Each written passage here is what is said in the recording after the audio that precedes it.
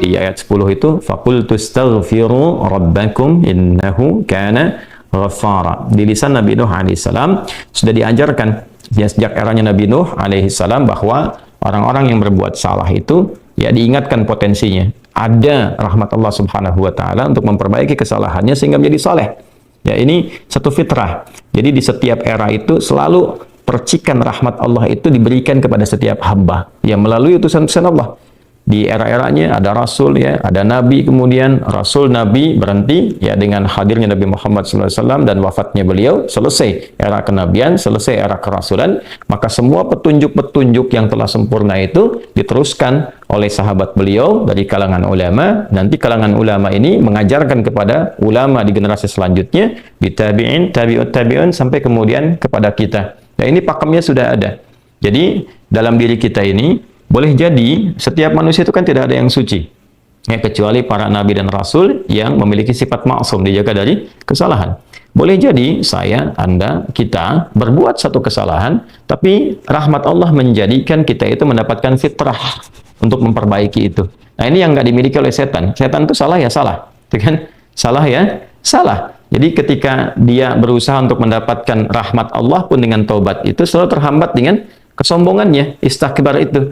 Ya, satu kali ditawari untuk bisa mendapatkan ampunan pun, ya lalu diberikan satu syarat untuk hormat kepada jasadnya Adam pun, kan, itu tetap kemudian dia abai. Sekali lagi saya ingatkan untuk menekankan bahwa kita ini tercipta sebagai manusia, bukan setan. Ya, sepanjang kita menyadari kita manusia dan berbuat salah, maka aktifkan sinyal taubat itu. Ya, sejak di era sebelumnya, bahkan di era Nabi Adam alaihissalam turun ke muka bumi, kemudian juga berkeluarga, ya risalah-risalah tentang taubat itu selalu kemudian disampaikan. Nah, di era Nabi Nuh alaihissalam, rasul pertama. Jadi kalau Adam itu nabi yang pertama, Nuh alaihissalam rasul yang pertama. Umatnya salah, maka dengan kasih Allah Subhanahu wa taala diturunkanlah kemudian pengingat. Ya, lewat fitrah kemanusiaan ini, lewat Nabi Nuh alaihissalam disampaikan, faqultu astaghfiru rabbakum innahu kana ghaffara. Ya, maka aku tegaskan kepada kalian, istaghfiru rabbakum, cepat istighfar, cepat balik lagi, ambil kalimat-kalimat ampunan, ambil kalimat-kalimat taubat ya dari Allah Subhanahu wa taala, menggunakan Rabb tuh yang telah menciptamu, merawatmu, menyayangimu, mengingatkan. Jadi Rabb itu ada nilai-nilai rububiyah di dalamnya. Ya, ada sifat-sifat rububiyah. Ya, bukan sekedar mencipta, tapi juga merawat, memberikan perhatian, memberikan kebutuhan. Kalau dalam bahasa bebasnya Allah seakan ingin mengatakan, hei, aku kan yang cipta engkau, ya kan? Engkau berbuat salah, aku berikan kesempatan untuk saleh. Aku kirimkan di kalimat taubat, aku berikan kesempatan untuk memperbaiki diri. Kenapa engkau nggak ambil, ya kan? Ya, indah sekali gitu. Ya, aku ciptakan engkau salah, aku berikan jalan saleh. Kenapa ketika aku berikan jembatan untuk memperbaiki diri, engkau tidak ambil? Maka lewat Nabi Nuh alaihissalam sejak di era kerasulan pertama itu diingatkan sampai nanti puncaknya di era Nabi Muhammad sallallahu alaihi wasallam. Faqultu astaghfiru rabbakum innahu kana ghaffara. Kata Nabi Nuh alaihissalam, aku tegaskan, innahu kana ghaffara. Sungguh Allah Subhanahu wa taala itu telah menetapkan pada dirinya bahwa Ia Maha mengampuni seluruh dosa-dosa. Jadi ada ghafir, ya, ada ghaffar, ada ghafur, dan nanti dilekatkan dengan rahim pada puncaknya. Ya. Misalnya di surat Ghafir, di ayat yang ketiga, Ghafiridz dzambi wa qabilit taubi, itu menggunakan kata ghafir. Lalu kalau kita jadikan superlatif, ya, dinaikkan lagi tingkatnya menjadi lebih banyak, terus mengampuni dosa, mengampuni lagi, itu dirubah kalimat dari ghafir menjadi ghaffar. Kalau tanpa batas diberikan kemudian sifat yang ketiga yaitu ghafur. Ya, kalau hamba menyimpulkan apakah memang masih diterima, maka Allah turunkan puncaknya berupa sifat rahmatnya, rahim. Qul ya ibadiyalladzina asrafu ala anfusihim la taqnatu min rahmatillah. Innallaha yaghfiru dzunuba jami'a. Quran surah ke-39 ayat 53. Balik ke sini. Ya, jadi ini gambaran yang pertama. Sejak di era kenabian turun yang Al-A'raf ayat 23 itu Rabbana zalamna anfusana, kan Nabi Adam alaihissalam mendapatkan kalimat itu. Lalu di era Nabi Nuh alaihissalam sebagai rasul pertama diingatkan juga dengan potensi sifat-sifat kebaikan ini yang menjadikan manusia tertuntun untuk senantiasa berbuat baik. Lalu apa sifat rahmatnya? Ya, jadi kalau kita kembalikan ke konstruksi Al-Baqarah ayat 37, tadi kan saya katakan di awal ya, Allah menegaskan seorang yang taubat ingin merubah dirinya dari salah menjadi saleh, bukan sekedar dituntun oleh Allah, tapi juga dipercikan kasih sayang Allah kepadanya. Rahmat Allah diberikan. Ya, kembali ke Quran surah kedua ayat 37 itu, fatalaqqa Adamu min rabbih kalimatin fataba alaihi innahu huwat tawwabur rahim. Jadi bukan tawwab saja, tapi rahim juga. Bukan sekedar Allah terima taubatnya, tapi kasih sayang Allah pun diberikan kepadanya. Nah, apa di antara jenis kasih sayang yang Allah berikan kepada seorang hamba yang mau taubat? Ya, maka diteruskan ayatnya sampai 12 di sini. Imam Al-Bukhari menyantumkan di sini sampai ayat 12. Yursilis samaa 'alaikum midrara wa yumdidkum bi amwalin wa banina wa yaj'al lakum jannatin wa yaj'al lakum anhara. Allahu akbar. Ya, justru di sini teman-teman sekalian, istighfar itu ya permohonan ampun kepada Allah Subhanahu wa taala, ya, permohonan rahmat Allah Subhanahu wa taala, kembali kepada Allah, mengoneksikan diri kita kepada yang maha baik. Itu diantara percikannya adalah mendapatkan lapangan kebaikan. Yursilis samaa 'alaikum bidrara. Ya, walaupun Anda mendapatkan kesulitan dalam berkehidupan, bahkan yang sifatnya luas ya secara sosial. Kalaupun tanahnya gersang, ya, kalaupun kemarau berkepanjangan, itu ternyata dengan satu daerah itu, satu desa itu, satu wilayah itu mengoneksikan diri mereka kepada Allah, beristighfar. Ini faedahnya istighfar. Dengan beristighfar kepada Allah, taubat dari maksiat, ternyata bisa mendatangkan rahmat bukan hanya untuk pribadinya, untuk satu wilayah.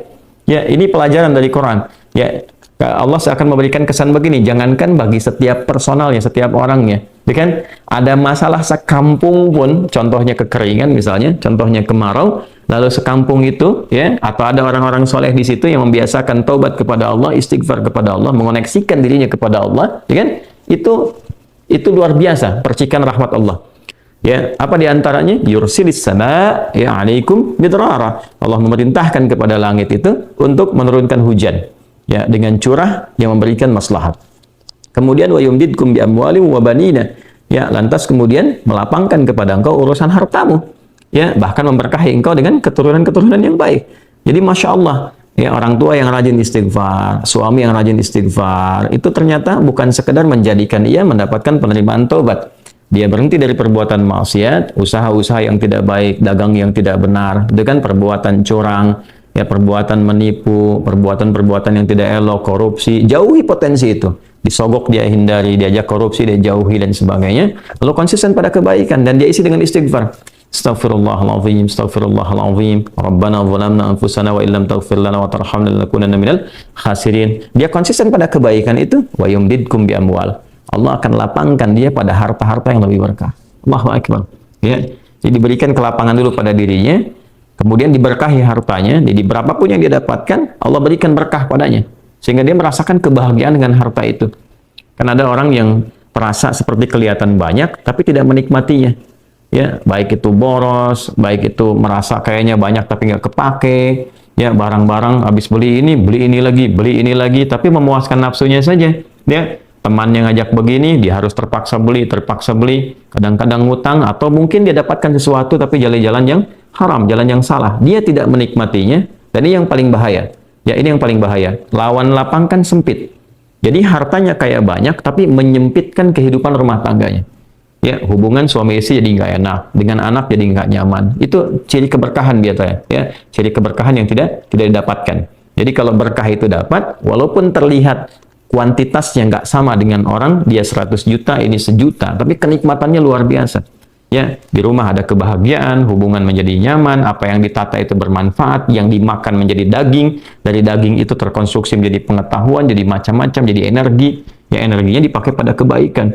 Sebaliknya yang terlihat seperti banyak, kayaknya banyak nih, ya, tapi tidak memberikan kebahagiaan. Di rumah nggak bahagia, tidak memberikan dampak energi positif, ke ibadah jadi malas. Ya, itu ciri-ciri pertama kalau harta kurang berkah itu, apalagi tidak berkah, itu pasti menurun kesolehannya, meningkat kesalahannya. Pasti itu. Ya, jadi mulai menurun nih, sholat mulai menurun, baca Quran mulai menurun. Nah, kesalahan mulai meningkat, makan mulai salah, minum mulai salah. Yang tadinya minum yang baik-baik, sekarang minum yang tidak baik dan sebagainya. Nanti kalau sudah begini, pasti hubungan di rumah tangganya pun nggak akan jadi baik gitu. Ya, dan itu akan terbawa dalam kesempitan. Nah, cara untuk mengatasi itu, ini balik ke Quran surah Nuh tadi di ayat 10 sampai dengan ayat 12. Kalau kita menyadari kemudian itu salah, lantas ingin memperbaiki diri, kembali kepada Allah, perbaiki diri kita, ya, lalu mengingat Allah, menyesali apa yang telah dilakukan, berjanji untuk berbuat baik, itu tidak tanggung apa yang Allah jawab. Ya, Kalaupun ada satu kelapangan yang tidak berkah tadi, diganti oleh Allah, dihilangkan yang kurang baiknya, dilapangkan dengan yang baik-baiknya. Lalu setelah itu dijaga keluarganya. Jadi memberikan kesan bahwa ada hubungan yang korelasi secara langsung antara harta dengan keluarga, dengan anak keturunan. Jadi hati-hati, saya ingatkan kepada para ayah, pada saya pribadi dan kita semua, jangan sampai membawa yang haram ke rumah. Sekali lagi, jangan sampai membawa yang haram ke rumah. Jadi kalau istri sudah memasak itu di dapur, menjadi makanan, dikonsumsi oleh anak-anak jadi daging, ya, dikonsumsi jadi daging nih, itu jadi karakter. Ya, itu sudah fitrah, sudah umum begitu. Jadi kalau dia baik, akan membentuk kebaikan. Kalau nggak baik, akan merubah ya, pada keburukan. Kontrolnya susah di situ. Ya, sangat sulit sekali. Nah, caranya tadi kembali kepada Allah, tinggalkan yang kurang baik tadi, nanti Allah rubah. Ya, cara dia mendapatkan harta itu, walaupun awalnya terlihat nggak nyaman, karena kan merubah diri, mengeluarkan yang kotor dulu. Ya, ya kalau terlalu banyak kotoran, mandi kan ya agak cukup pekat tuh mandinya, bersihkan lagi, terasa nggak seperti biasa. Tapi setelah dibersihkan semua jadi enak kan? Nah itulah agama begitu, dibersihkan yang kotor itu kayaknya awalnya nggak enak, tapi kemudian hati jadi lapang. Yang diberikan kelapangan hati dulu. Ya begitu hatinya lapang, baru nanti Allah buka jalan. Ya setelah hatinya lapang, bagus, dan dinilai baik ini punya kemampuan untuk bertindak dan mengelola apa yang didapatkan, dilapangkanlah rezekinya karena dia sudah dinilai pandai untuk mengelolanya. Setelah itu diperbaiki keturunannya. Ya. Wa banina wa yaj'al lakum jannatin wa yaj'al lakum anhara. Bahkan setelah itu dibikin kaya lebih dari sebelumnya.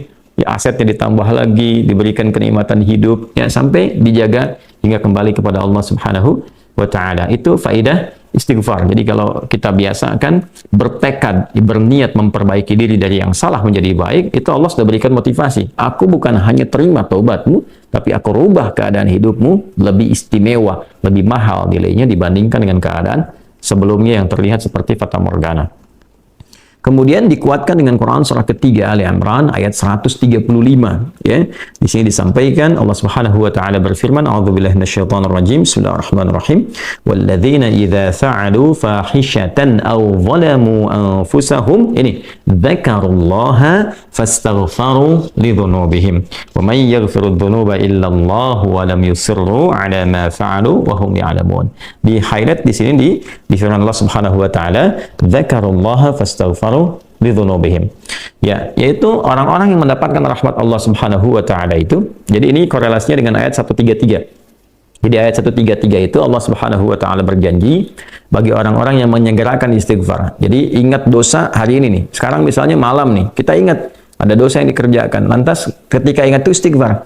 Istighfar minta ampun sama Allah gitu kan. Itu menyegerakan sesuatu tanpa jeda disebut dengan sara'a. Ya, sara'a. Jadi ada sa'a, ada sara'a. Kalau sa'a itu menyegerakan sesuatu dengan persiapan. Ya, makanya besok ini ada Jumatan menggunakan sa'a. Fas'au bukan fasari'u. Ya, ya ayyuhalladzina amanu idza nudiya lis-salati min yaumil jumu'ati fas'au bukan fasari'u. Fas'au itu Quran surah Al-Jumu'ah. Ya, Al-Jumu'ah di ayat yang keberapa? Ayat 9. Kan? Allah menyampaikan fas'au ila dzikrillah. Bersegera, tapi siap-siap dulu. Mandi dulu, pakai wangian dulu dan seterusnya. Tapi kalau dia bersegera cepat, nyaris tanpa jeda, itu menggunakan sara'ah. Sehingga guru-guru mengatakan bisurah, cepat, nggak usah banyak jedanya, ya kan? Nah, di Ali Imran ayat 133 Allah berfirman, "Wasari'u ila maghfiratin min rabbikum."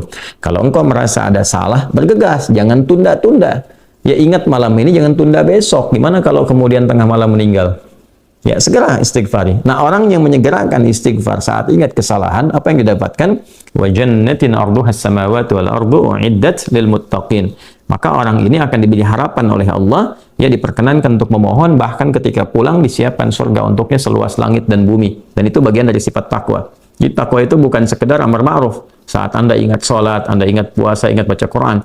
Tapi takwa juga ada bagiannya nahi mungkar. Saat Anda ingat salah, lalu Anda taubat. Ya, saat Anda ingat salah, Anda pengen jadi soleh. Saat Anda ingat maksiat, Anda ingin taubat. Itu bagian dari takwa. Nah, bagaimana kemudian cara mengimplementasikan itu semua? Nah, ini poinnya. Ya, walladzina idza fa'alu fahishatan aw zalamu anfusahum dzakarullaha fastaghfaru lidzunubihim.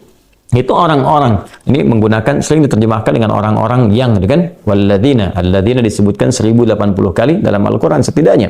Ya mencakup semua tanpa batas, laki-laki, perempuan, besar, kecil, tua, muda, punya jabatan, tak punya jabatan, semua tanpa kecuali. Artinya semua orang dengan keadaannya berpotensi berbuat salah. Ya, kecuali tadi Nabi dan Rasul yang punya sifat maksum. Ya, Allah jaga dari kesalahan. Kita yang bukan Nabi, bukan Rasul, itu berpotensi salah. Apapun profesinya, apapun jabatannya, apapun tugasnya, berpotensi salah. Ya, pun demikian termasuk saya. Pasti salah, pasti. Nggak ada yang nggak salah. Jadi kalau ada yang mencari kesalahan, misalnya saya pribadi, pasti menemukan. Pasti. Dan percuma mencari kesalahan manusia. Karena pasti ditemukan. Ya, dan ini catat yang paling penting. Hindari mencari-cari kesalahan itu karena kita tidak tahu bahwa mungkin ketika seorang divonis salah itu dia sudah mengistighfari, sudah mentaubatinya. Ini poin besarnya. Hati-hati gitu ya, hati-hati. Karena itu Nabi selalu menganjurkan mencari kebaikan orang, menyebutkan, meneladaninya, alih-alih mencari kesalahan seseorang. Ya kenapa? Karena pasti ditemukan. Tapi yang tidak pasti itu kita nggak bisa memastikan orang itu sudah taubat atau belum. Yang paling bahaya adalah mencela orang, mencari kesalahan orang, mencaci orang yang sudah dia taubat dan taubatnya diterima orang, diterima Allah Subhanahu wa taala. Hati-hati ya, mencari kesalahan orang, mencela orang, ya kan? Yang dia sudah mentaubati kesalahannya dan taubatnya diterima oleh Allah Subhanahu wa taala. Allahu akbar. Itu azim, itu hati-hati ya. Ya, sesuatu yang besar sekali dosanya di sisi Allah Subhanahu wa taala. Nah, ini kembali ke sini ketika seseorang dia sadar berbuat salah, dia salah. Alladzina, semua orang potensi salah. Ya, idza fa'alu fahisyah. Ketika dia berbuat fahisyah. Ya, fahisyah itu pernah saya sampaikan ya, turunannya nanti fahsya namanya. Jadi sifat kesalahan yang muncul dari syahwat. Ya, mohon maaf, zina, pornografi, porno aksi, kata-kata jorok, kata-kata kotor dengan semua bentuknya. Baik itu di media sosial, digital ataupun juga di praktikal yang nampak secara fisik misalnya, itu jelas salah. Jelas dosa. Ya, al-zalamu anfusahum, atau bentuk mungkar, menempatkan suatu bukan pada tempatnya. Ya, mohon maaf, ya, mencuri, merampok, membunuh, ya, korupsi, hoax dan sebagainya, itu zalim, perbuatan zalim. Nah, saat seseorang berpotensi salah, ya, dari fahsya dan mungkarnya, dia berbuat perbuatan dari dorongan syahwatnya atau mungkar dari keinginan nafsu perut dan akalnya, dia berbuat yang salah, lalu zakarullah, dia ingat Allah. Nah, ini poinnya. Ini menarik sekali nih. Ini menarik sekali.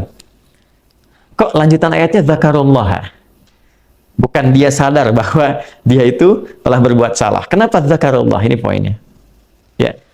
Karena Allah ingin selalu menautkan sifat seorang hamba menjadi baik itu dengan rahmatnya. Ini poinnya. Jadi kalau